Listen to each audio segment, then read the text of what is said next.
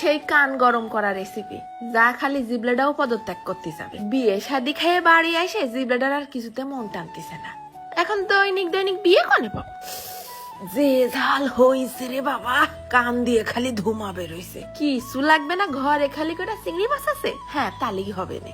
এক মুঠখানি ঘুষো চিংড়ি ছিল, তার মধ্যে আবার ফেলাই দিলাম একটুখানি নুন আর একটুখানি হলদির গুঁড়ো।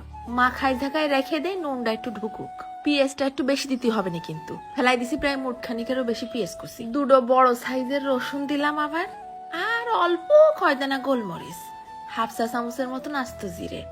এইবার নিয়ে আইছি প্রায় 50টা শুকনো চাল। একটুখানি পানি দিয়ে ব্লেন্ডারে একটা ঘুলি দিয়ে আনিকে একদম নিপিস করে ছাপা ছাপা করে বেটে নিছি। একটা বাটির মধ্যে আবার 4-5 কোয়া তেঁতুল ভিজিয়ে রাখলাম নরম হোক। এরপর কড়াইয়ের মধ্যে গ্যালন খানিক ঘপ ঘপ করে সয়াবিন তেল ফেলাই দিয়ে আগে ফার্স্টে মাছটারে মুসমুসে লাল লাল করে ভাইজে নেব। তারপরে ওধারে খেয়াল করে দেখলাম তেঁতুলটাও গুলে গেছে, তাই আবার ডইলে কষলে তেঁতুলের কাতটা বের করে নিয়ে বিচিগুলো ফেলাই দিলাম। শোনো বাপু, চিংড়ি লাভারকে আগের থেকে কয়ে দিচ্ছি, এই রেসিপি দেখার জন্য গলায় কিন্তু একটা করে পানির ট্যাঙ্কি ঝুলে বসতে হবে না। মাছটা ভাজা হলে উঠোই রেখে ওই তেলের মধ্যে ঢেলে দিলাম আবার ওই পেঁয়াজ বাটা। তারপরে দিচ্ছি আরো খানিকটা নুন আর একটুখানি হলদির গুঁড়ো। তারপরে পেঁয়াজটা কষাই নেব, এমন কষাবো যেন পেঁয়াজের কালার দেখলেই ঝোল পড়া স্টার্ট হয়ে যায়। চুলো রাসটা মিডিয়ামে রেখে ভুনে ভুনে বেশ লাল করে নিতে হবে। শুকনো ঝাল দিছি না, যে এরকম শুকনো শুকনো তেল উঠা ভাব হয়েছে তখনই ঢেলে দিছি ওই ভাজা চিংড়িটা ফেলাই দিয়ে আবার কিছুক্ষণ নাড়ি মাছের মধ্যে মশলাটা ঢুকে যাক। তারপরে একদম শেষ পর্যায়ে ফেলাই দেবো ওই তেঁতুলের কাঠটুক। আরো কিছুক্ষণ নাড়ে ছেড়ে তেঁতুলের পানিটা শুকোয় নিতে হবে না, ব্যাস। তারপরে হয়ে গেছে চিংড়ি দিয়ে বানানো ডিনামাইট।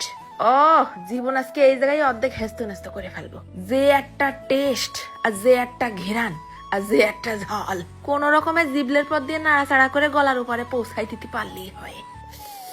পাকস্থলী গুড়দা ফ্যাপসা সব মারবে না ঝাঁকা নাকা ডান্স। ভাতের মধ্যে একটুখানি ভরায় মাখাই নিয়ে কালার দেখছো, শালা লোভ সামলাতে না পারে একটুখানি ভাতের মধ্যে যে হারে ভর্তা মাখাই নিছি, খালি লাগতেছে ঝাল। চিংড়ি মাছ পাচ্ছি না তো, তা কি করবো? আরো খানিকটা নিয়ে এসে ডইলে মাখাই নিলাম। সামনে যেটুক রয়েছে ওটুক থাক, ওটুক মাখায় লাভ নেই, ওটুক শো, নাহলে মানুষ বুঝবে কি করে যে কি দিয়ে খাচ্ছে। আজকে ঝাল খেয়েই হবে আত্মহত্যা। পেঁয়াজের মিষ্ট মিষ্ট স্বাদ, তার মধ্যে আবার তেঁতুলের টক টক ভাব আর ভাজা চিংড়ির ঘিরান। ও এই দেখে যদি চিংড়ি লাভাররা এক থাল গরম ভাত নিয়ে আমার বাড়ি হামলা করে, তাহলে ঘর তালা দিয়ে দেশ ছাড়া ছাড়া কোনো উপায় দেখতেছি না। মজার ঠেলায় নিজেরে কন্ট্রোল করাই কঠিন হয়ে গেছে, আর সাথে যে হারে ঝাল, 14 গোষ্ঠীর বাপের নাম ভুল হয়ে দেবে। আজকে আর সাউন্ডটা শুনতে পারলাম না, মাথার গোড়ায় এক গাদা লোক কিচির মিচির করতেছে।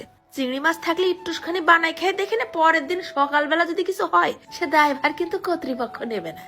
নিজ দায়িত্বে টেবিল ফ্যান ছেড়ে উল্টো দিক ঘুরে চুপচাপ দাঁড়ায় থাকবা, এটাই হচ্ছে সিক্রেট সমাধান। আর কথা করতে পারতেছি না বাপু, খেয়ে নি, চলে যাচ্ছি, ধন্যবাদ।